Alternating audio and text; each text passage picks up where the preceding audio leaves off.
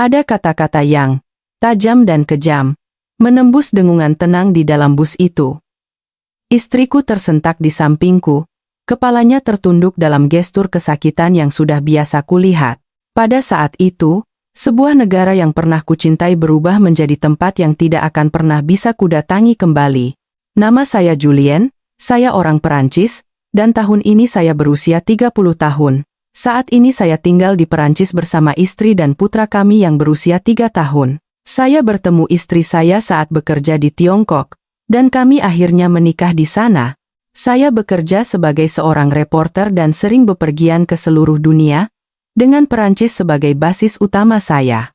Karena sifat pekerjaan saya sering harus melakukan perjalanan bisnis ke luar negeri. Saya pernah mengunjungi banyak negara seperti Spanyol atau Italia, mempelajari bahasa dan budaya baru di negara-negara tempat saya bekerja. Selalu menjadi tantangan besar, terutama ketika harus menghadapi kendala bahasa, tetapi ketika saya berhasil menjalin komunikasi atau bertemu dengan penduduk lokal yang baik hati, saya merasakan kegembiraan yang luar biasa berada di negara itu. Itulah alasan mengapa saya sangat mencintai pekerjaan saya. Tetapi, sejujurnya, saya tidak pernah ingin kembali ke Tiongkok lagi. Di sana, saya dan istri saya, seorang wanita kulit hitam, harus menghadapi rasisme dan mengalami pengalaman yang sangat tidak menyenangkan. Saya pertama kali datang ke Tiongkok 5 tahun yang lalu, dan itu adalah perjalanan pertama saya ke wilayah Asia Timur. Saya datang ke sana dengan perasaan campur aduk antara harapan dan kekhawatiran. Untungnya, di kantor cabang di sana ada karyawan dari berbagai negara, dan kami sebagian besar berkomunikasi dalam bahasa Inggris. Jadi tidak ada masalah bahasa yang timbul. Saya bahkan bisa belajar bahasa Mandarin hingga tingkat percakapan dasar hanya dalam beberapa bulan. Berkat tim karyawan multinasional di tempat kerja, saya hampir tidak merasakan adanya diskriminasi rasial. Istri saya telah dikirim untuk bekerja di Tiongkok bahkan sebelum saya, dan hubungan kami dimulai di sana. Tidak lama kemudian kami mulai berkencan, menikah, dan putra kami pun lahir. Pekerjaan saya, meskipun terkadang penuh tekanan, memberikan kepuasan, dan saya menjalani kehidupan yang utuh bersama keluarga yang saya cintai. Saya masih ingat dengan jelas betapa bahagianya keluarga kami di Tiongkok pada periode itu. Pengalaman buruk itu terjadi pada suatu akhir pekan ketika kami berjalan-jalan bersama. Kami berencana pergi ke sebuah taman besar dengan padang rumput yang luas. Taman ini adalah lokasi yang sangat terkenal, tempat banyak keluarga sering datang untuk piknik dan bermain bulu tangkis setiap akhir pekan. Saya mengetahui informasi ini dari rekan-rekan kerja saya dan segera memutuskan untuk membawa seluruh keluarga pergi. Dari rumah kami ke taman harus naik bus sekitar 30 menit dari stasiun. Hari itu, kami sudah menyiapkan kotak makan siang, tikar piknik, dan siap berangkat sejak pagi hari. Bus itu penuh sesak dengan orang-orang yang menuju ke taman, tetapi karena kami sudah mengantre lebih awal, kami berhasil mendapatkan tempat duduk. Saya memangku putra saya, dan kami sangat antusias menuju taman yang sudah lama kami dambakan. Setelah kami duduk dengan nyaman, orang-orang terus naik hingga bus itu penuh sesak tanpa celah sedikit pun. Beberapa saat kemudian, saya melihat sepasang suami istri tua berdiri di lorong tepat di depan kami, dan menatap kami dengan tatapan yang sangat tajam. Tatapan mereka begitu berat, sehingga saya bertanya-tanya apakah saya telah melakukan sesuatu yang salah. Tetapi jelas kami tidak melakukan kesalahan apapun, jadi saya tidak bisa mengerti apa penyebabnya. Kemudian, saya mendengar mereka mulai berbisik satu sama lain, tetapi karena bus saat itu cukup sepi, saya bisa mendengar percakapan mereka dengan sangat jelas. Mengapa orang kulit hitam ini bisa duduk, sementara kita harus berdiri? Ini Tiongkok, penduduk asli seharusnya diprioritaskan. Ketika mendengar ini, saya sangat terkejut. Saya tidak pernah menyangka akan mendengar kata-kata rasis yang ditujukan langsung kepada saya seperti itu. Istri saya tentu saja juga mendengar seluruh percakapan itu. Dia hanya bisa menundukkan kepalanya dengan sedih. Ketika berpikir bahwa orang-orang di sekitar mungkin juga merasakan hal yang sama, saya merasakan ketidaknyamanan yang sangat kuat. Kemudian putra saya mulai rewel karena ruang yang terlalu sempit di dalam bus yang ramai dan udara menjadi pengap. Saya sangat khawatir dia akan mulai menangis lebih keras. Terutama saya takut akan kritik dari orang-orang seperti pasangan tua itu. Dasar orang tua tidak bisa menenangkan anak, mungkin karena mereka orang kulit hitam makanya begitu. Kami melakukan semua yang kami bisa untuk menenangkan putra kami, dan akhirnya dia tenang lalu tertidur. Tetapi tepat pada saat itu, kami sekali lagi mendengar kata-kata pasangan tua itu, semoga mereka cepat turun. Harus berbagi bus dengan orang kulit hitam adalah hal yang mengerikan. Pengalaman rasisme pertama di Tiongkok ini bagi saya adalah sebuah guncangan yang sangat besar. Mereka pasti mengira kami tidak mengerti bahasa Mandarin sehingga mereka berbicara seenaknya seperti itu. Tetapi bahkan jika kami tidak mengerti bahasanya, tidak seorang pun berhak mengucapkan kata-kata yang menyakiti orang lain seperti itu. Kenyataan yang menyakitkan adalah kami sepenuhnya mengerti bahasa Mandarin. Dan kata-kata itu meninggalkan luka yang dalam di hati kami. Bahkan di Perancis, saya juga pernah menghadapi rasisme. Tetapi itu adalah sesuatu yang tidak akan pernah bisa membuat Anda terbiasa. Setiap kali mengalaminya, rasanya seperti luka baru yang terkoyak. Perjalanan kami ke taman hari itu hancur total. Karena putra kami masih sangat kecil, saya dan istri berusaha untuk tetap terlihat ceria, tetapi harus menghadapi diskriminasi secara langsung. Sesuatu yang sangat berbeda dari pengalaman beradab di tempat kerja, telah mengguncang kami hingga ke lubuk jiwa. Dan kasus-kasus serupa terjadi lagi berkali-kali.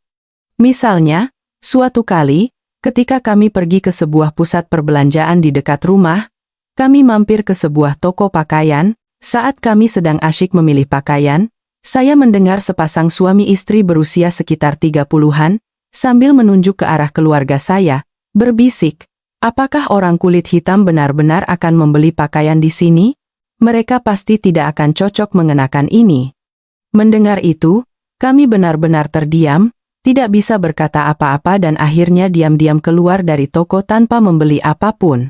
Sejak saat itu, kami mulai menghindari berbelanja di toko-toko biasa dan beralih sepenuhnya ke belanja online, karena setidaknya di dunia maya kami tidak harus menghadapi kritik langsung di depan muka kami. Kehidupan kami di Tiongkok, meskipun jarang disertai dengan serangan fisik langsung, seringkali dipenuhi dengan komentar-komentar menghina yang diucapkan di belakang kami tetapi sengaja diucapkan dalam jangkauan pendengaran kami. Perjalanan dinas ini membuat saya sadar dengan sangat menyakitkan bahwa diskriminasi rasial terhadap orang kulit hitam masih sangat kuat di wilayah ini, dan saya berjanji pada diri sendiri untuk tidak akan pernah kembali ke Tiongkok lagi. Keluarga kami tidak lagi berniat untuk bepergian di wilayah Asia ini. Tetapi kemudian sesuatu yang luar biasa terjadi. Kami mendapat kesempatan untuk pergi ke Indonesia. Ceritanya, atasan saya memenangkan sepasang tiket pesawat ke Indonesia dalam sebuah undian, tetapi karena ada pekerjaan mendadak, dia tidak bisa pergi. Oleh karena itu, dia memberikan tiket-tiket itu kepada keluarga saya. Ketika menerima tawaran ini, kami ragu-ragu untuk waktu yang sangat lama, terutama ketika kenangan mengerikan di Tiongkok kembali menghantui. Kecemasan tentang bepergian di Asia belum hilang dari benak kami. Pengalaman buruk di bus dan di toko pakaian, di mana kami diperlakukan dengan buruk hanya karena warna kulit kami, adalah hal-hal yang sangat sulit untuk dilupakan. Tetapi atasan saya sangat mendorong kami. Tiongkok dan Indonesia adalah dua negara yang sama sekali berbeda. Ketika saya di sana, saya merasa bahwa Indonesia adalah negara yang sangat luar biasa. Namun, di dalam hati saya masih penuh kekhawatiran karena atasan saya adalah seorang pria kulit putih. Apakah pengalamannya bisa sama dengan pengalaman keluarga kami? Di mata saya saat itu, Tiongkok dan Indonesia tampak seperti negara-negara dengan banyak kesamaan. Tetapi atasan saya tetap bersikeras, "Kalian pasti akan menyukai Indonesia." Setelah kata-kata penyemangat itu, kami akhirnya memutuskan untuk melakukan perjalanan ke Indonesia bersama seluruh keluarga. Ketika saya membicarakan hal ini dengan istri saya di rumah, awalnya dia juga menunjukkan keraguan, tetapi setelah melihat bahwa itu adalah saran tulus dari atasan saya, dia akhirnya setuju. Setelah itu, Kami memulai persiapan untuk perjalanan ke Indonesia. Kami belajar beberapa frasa percakapan bahasa Indonesia sederhana dan mencari informasi tentang tempat-tempat wisata menarik di sana. Tetapi bahkan sampai saat akan berangkat, kami masih merasa hati kami dipenuhi kecemasan. Namun, ketika kami benar-benar menginjakkan kaki di Indonesia, semua ketakutan kami sebelumnya menjadi sia-sia. Pada hari pertama kedatangan kami memutuskan untuk membawa putra kami, seorang anak yang sangat menyukai binatang, ke kebun binatang di Jakarta, karena kami mendengar di sana ada banyak spesies hewan langka. Dari hotel tempat kami menginap ke kebun binatang harus menggunakan bus umum.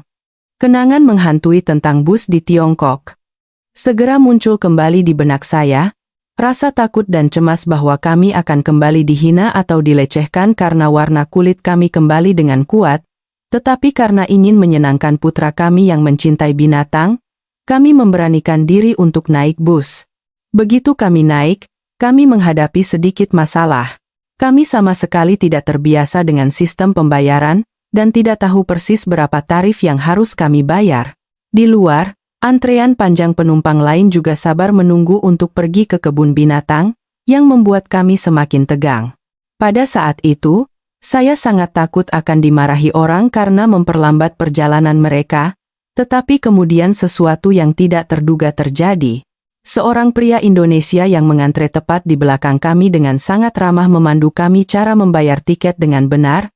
Dengan bantuannya yang antusias, kami bisa naik bus dengan lancar dan tenang. Saya mencoba menggunakan sedikit kosakata bahasa Indonesia yang telah saya pelajari untuk berterima kasih padanya. Terima kasih. Pada saat itulah, saya tiba-tiba menyadari bahwa orang-orang baik hati selalu ada di mana-mana, dan saya merasa sedikit lebih tenang. Tetapi ketika kami benar-benar masuk ke dalam bus, tantangan lain sudah menunggu. Hari itu adalah akhir pekan sehingga bus penuh sesak. Kami harus berdiri sepanjang perjalanan yang panjang, satu tangan berpegangan erat pada pegangan sementara bus terus bergetar mengikuti gerakan. Saya memeluk erat putra saya. Selalu khawatir dia akan merasa tidak nyaman lalu menangis di ruang sempit seperti ini. Dan seperti yang saya perkirakan, tidak lama kemudian putra saya mulai rewel. Tangisan putra saya bergema di seluruh ruang bus yang tadinya cukup tenang. Hal ini membuat kami berdua sangat cemas dan tertekan karena takut mengganggu penumpang lain. Ketika melihat putra kami tidak kunjung berhenti menangis, kami benar-benar berniat untuk turun di halte berikutnya. Tetapi tepat pada saat itu, sepasang suami istri muda Indonesia mendekati kami.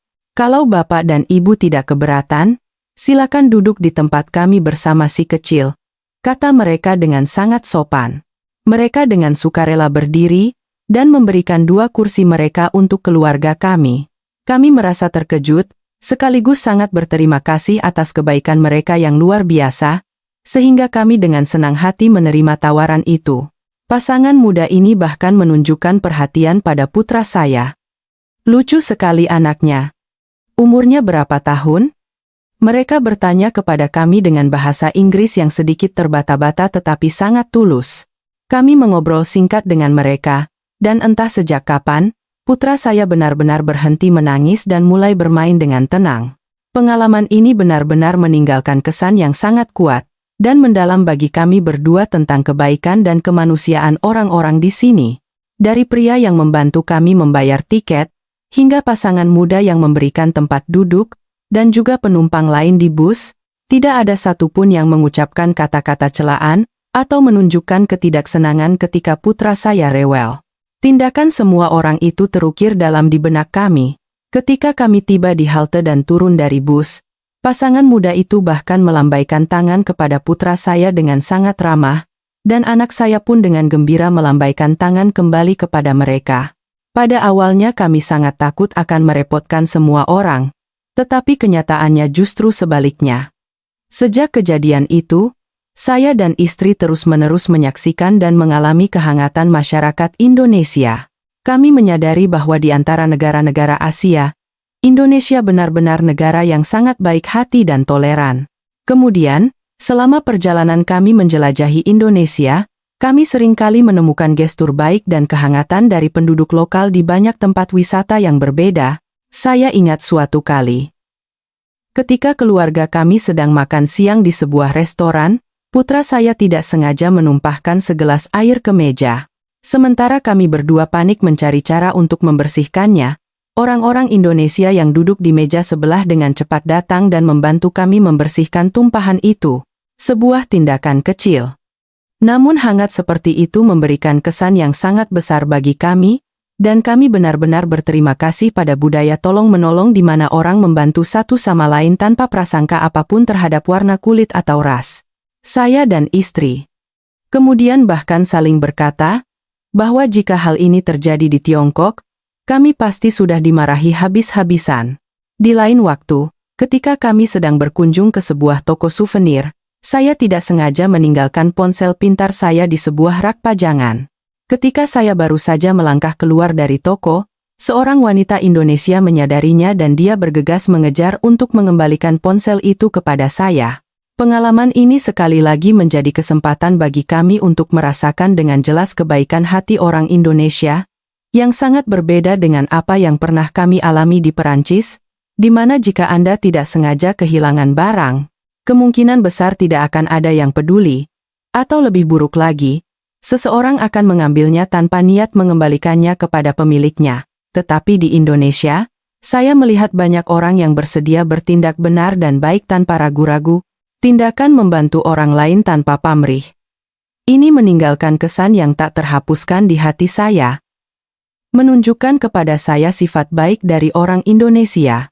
Keluarga kami juga berkesempatan mengunjungi kawasan Monumen Nasional dan Lapangan Merdeka di Jakarta. Kemegahan, kehikmatan, dan daya tarik tempat-tempat ini meninggalkan kesan yang sama sekali berbeda di hati saya. Jalan-jalan yang ramai di sekitar area ini, bangunan arsitektur Indonesia yang indah, dan arus orang yang sibuk berlalu lalang menjadi sumber inspirasi baru bagi saya. Waktu yang kami habiskan di sana, memungkinkan saya untuk merasakan perpaduan budaya yang luar biasa, di mana tradisi dan modernitas bertemu, menciptakan kenangan yang tak terlupakan. Keindahan bersejarah kota tua, hiruk-pikuk pusat perbelanjaan modern, dan ketenangan di sekitar Masjid Istiqlal, semua pemandangan yang beragam itu membuka di depan mata saya sebuah aspek menarik dari sejarah dan masyarakat Jakarta, terutama suasana sakral di tempat-tempat ibadah, yang mengundang setiap pengunjung dalam perjalanan melintasi waktu dan menemukan kedalaman spiritual. Hal itu telah terukir selamanya di hati saya. Di sini, kami dapat mengagumi banyak produk kerajinan tangan yang indah dan menikmati hidangan tradisional Indonesia yang kaya rasa, yang membantu kami benar-benar merasakan kekayaan dan keragaman budaya ini. Selain itu, berjalan-jalan di sekitar kawasan kota tua dengan pemandangan bangunan-bangunan peninggalan kolonial saat matahari terbenam meninggalkan kesan kuat dalam diri saya tentang keindahan harmonis antara yang lama dan yang baru. Berjalan-jalan di sekitar kota Jakarta serasa melakukan perjalanan jauh ke dalam jiwa budaya Indonesia. Mengunjungi bangunan-bangunan bersejarah dan mampir ke toko-toko tradisional, memungkinkan keluarga kami untuk sepenuhnya membenamkan diri dalam suasana unik, di mana sejarah gemilang dan budaya modern Indonesia saling terkait erat. Keindahan yang melimpah di mana-mana ini memberikan kesan yang sangat besar bagi saya, terutama melalui interaksi dengan penduduk lokal. Saya dapat merasakan secara langsung keramahan yang hangat dan keterbukaan hati mereka terhadap tamu dari jauh. Perjalanan ke Indonesia kali ini benar-benar menjadi kesempatan yang tak ternilai bagi seluruh keluarga kami untuk dapat merasakan kehangatan dan sikap hidup tanpa prasangka dari masyarakat di sini. Kami menyadari bahwa orang Indonesia selalu memperlakukan semua orang dengan kebaikan dan ketulusan, tidak peduli apa warna kulit mereka atau dari mana mereka berasal, dan kami benar-benar tersentuh secara mendalam oleh sikap itu. Terutama saya dan istri saya. Berkat pengalaman nyata ini, kami menumbuhkan cinta yang sangat mendalam terhadap orang-orang Indonesia. Faktanya, istri saya sudah mulai merencanakan perjalanan kembali ke Indonesia berikutnya segera setelah kami baru saja pulang. Kami merasa sangat bersyukur karena tidak harus menghadapi diskriminasi atau kritik keras seperti yang pernah kami alami di Tiongkok. Sebelumnya, kami memandang negara-negara Asia dengan mata yang penuh dengan stereotip dan anggapan keliru bahwa di Indonesia juga akan ada rasisme yang serupa. Tetapi perjalanan ini benar-benar menghancurkan prasangka salah itu di dalam hati kami. Kami benar-benar merasa sangat berterima kasih kepada atasan saya karena telah memberikan keluarga saya kesempatan luar biasa untuk melakukan perjalanan ini. Prediksinya bahwa kalian pasti akan menyukai Indonesia ternyata sangat tepat. Dan ketika kami kembali dan menceritakan pengalaman luar biasa kami kepadanya, dia tersenyum dengan sangat puas. Perjalanan ke Indonesia tidak hanya memberi kami kenangan indah. Perjalanan itu menyembuhkan luka yang tidak kami sadari betapa dalam telah menggores kami. Ini bukan hanya tentang menemukan sebuah negara yang ramah, tetapi tentang menemukan kembali keyakinan kami pada kebaikan mendasar manusia, sebuah keyakinan yang sempat terguncang. Kini, saat kami mengajari putra kami tentang dunia, kami memiliki sebuah cerita baru untuk diceritakan, bukan hanya tentang prasangka, tetapi tentang penawarnya yang kuat, sebuah tindakan kebaikan manusia yang sederhana dan tanpa syarat, sebuah pelajaran yang kami dapatkan di bawah hangatnya mentari Indonesia dan akan kami bawa selamanya.